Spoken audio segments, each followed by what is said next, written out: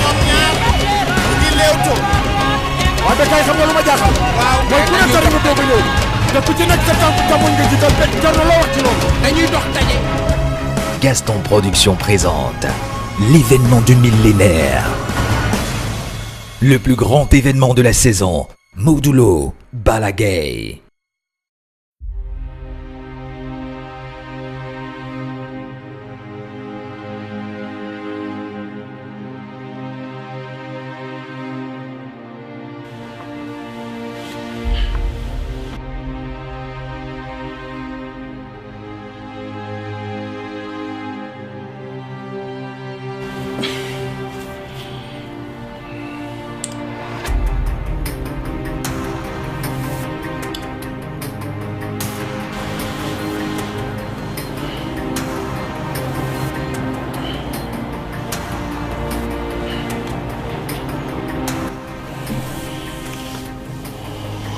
Voilà.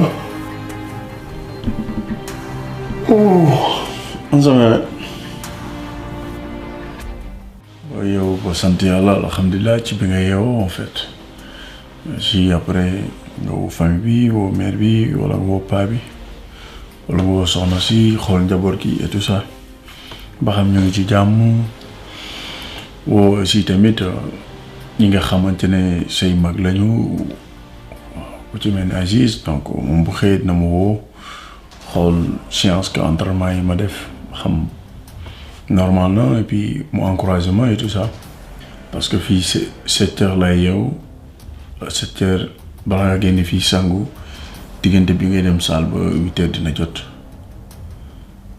asafurla maanaam diggante bi 7 heures lay yeew balaa nga pare nga dem ndékki ci boo ndékkee ba pare diggante 8 heures 9 heures donc vraiment après nga dem ci salle ba 10 heures nga entraîné 10 heures 11 heures laata ngay pare midi dina jot te midi la ñuy añ bu ñëwee da ngay retourner sa nekk sangu wala nga nekk ci suivre Sénégal suñu nga déglu information yi boo ci pare yëpp bon après nga nelaw vraiment loolu moo fi am amoo koy waxal xanaa télé bi lal bi ngay waxal boo pare vraiment lu gisoo lenn lu dul wëlbatiku ñëw tëdd y a personne ici xanaa nga xiif wala nga taal sa voilà micro-ondes bi nga xool ci frigo bi loo mën a lekk nga lekk ko nga tëddaat looloo fi am.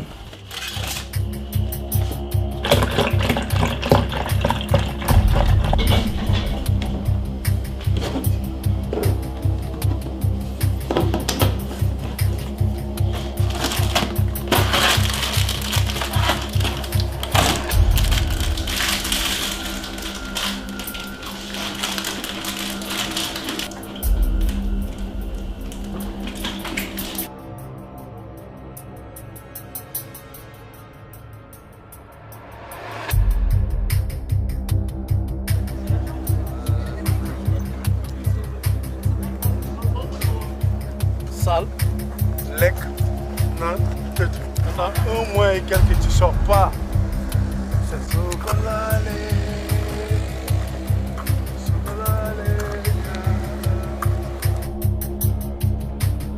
Combat bi tax nañ ñu tukki mais en fait lu des suñu carrière bëgg nañ ko liggéey lu sérieux teg ko ci yoon mu jaar yoon ñu xam fi ñuy taxaw xam fii aussi tamit ma ànd seeg sumay encadrement ki ci njëkk mooy Aziz Ala Ndiaye suma mag suma xarit donc bu ma ñëwee fii à grâce que moom il a dépassé beaucoup de l'argent gis ngeen lekk yi ni mu mel te fii xam nga ne lekk metti na lépp moo ko def donc di wax ne li mu ci def bëri na donc Balla Gaye ci venir en Paris juste on travaille dur sérieusement et correctement et voilà aujourd'hui je venais en salle de musculation. T'as le sourire, donc ça va. Si t'as le sourire, c'est ce qu'il faut. Ok, bonne séance.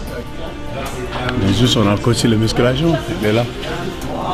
C'est pas la première fois qu'on reçoit des lutteurs de renommée, mais là on a une personnalité avec ce combat qui est très attendu, je crois début février, hein, c'est ça. Il se comporte très bien, on a une relation avec le Sénégal qui est très proche et puis Ces gens-là ont une éducation et un savoir-vivre qui est extraordinaire.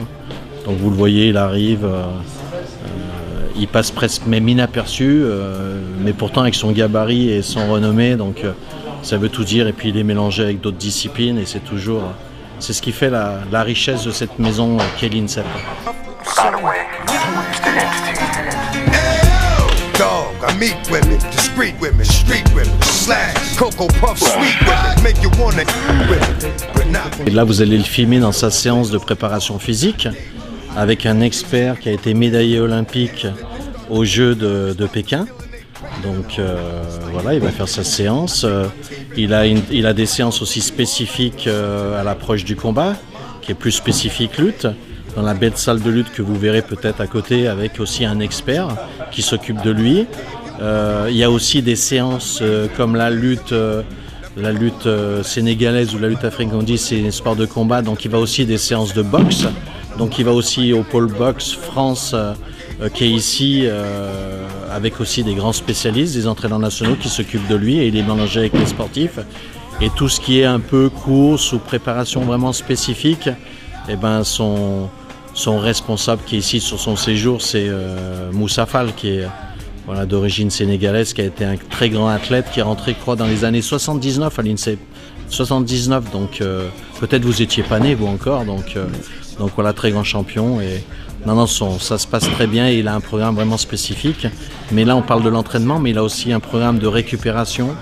Il peut aller aussi au médical s'il y a la moindre chose, et puis un suivi aussi